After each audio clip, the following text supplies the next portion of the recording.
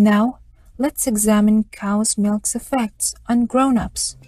Lactose is the main carbohydrate or sugar in milk, and a staggering number, 3 out of 4 adults in the world, are unable to break down the substance, a condition commonly known as lactose intolerance. People who are lactose intolerant will have indigestion upon consuming dairy products. Symptoms may include nausea, vomiting, and diarrhea.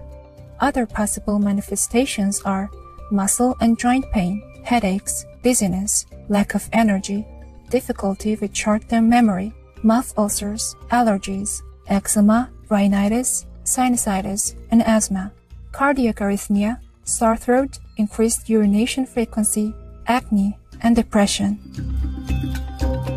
Dairy cows may be injected with synthetic hormones such as recombinant bovine growth hormone, or RBGH, that increases their milk production up to 12 times more than they would naturally produce to feed a calf.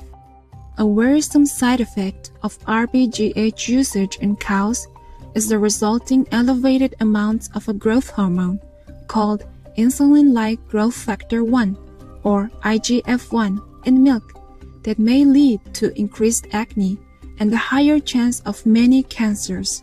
Studies in diverse populations have shown a strong and consistent link between high levels of IGF-1 in the blood and the risk of breast, prostate, and colon cancer.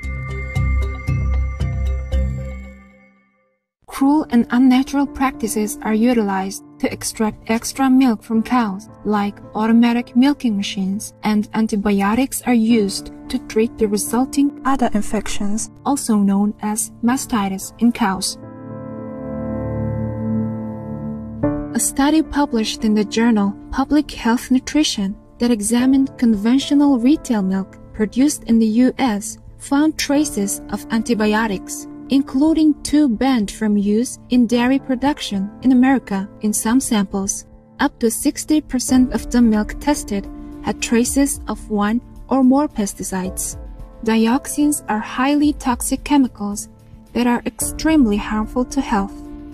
The World Health Organization says dioxins are unwanted byproducts of a wide range of manufacturing processes, including smelting, chlorine bleaching of paper pulp, and the manufacturing of some herbicides and pesticides.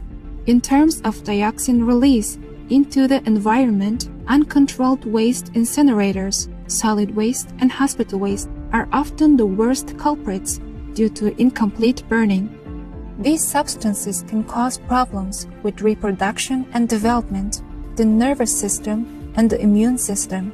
They can disrupt hormones and also lead to cancer. In North America, one eating a conventional diet will get 93% of their dioxin exposure from meat and dairy products. We now turn to the logical solution, which is to ditch dairy. One of the most commonly asked questions is, how do we get our calcium if not from milk? We all know that calcium is an essential mineral that helps to keep bones strong. As our bones perform their regular remodeling process or bone tissue replacement, we need to keep bone density high.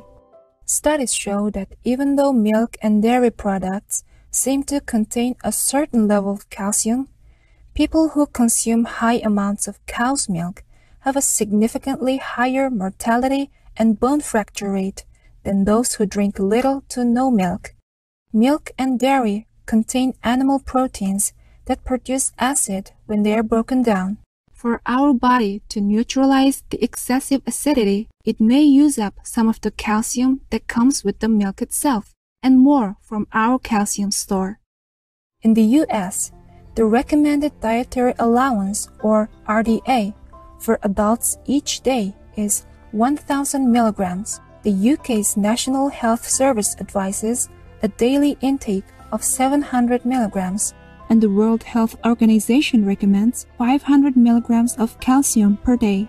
These amounts can easily be obtained through a vegan or animal-free diet.